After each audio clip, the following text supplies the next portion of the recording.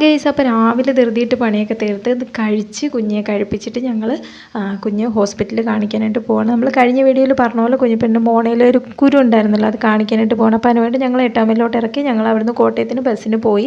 അപ്പോൾ പെട്ടിപ്പുറത്ത് തന്നെയാണ് ഞങ്ങൾ 2 വണ്ടിയിലും കയറിയത്. അപ്പോൾ ഞങ്ങൾ ഹോസ്പിറ്റലിൽ എത്തി. ഡോക്ടറെ പെട്ടെന്ന് തന്നെ കാണാൻ പറ്റി.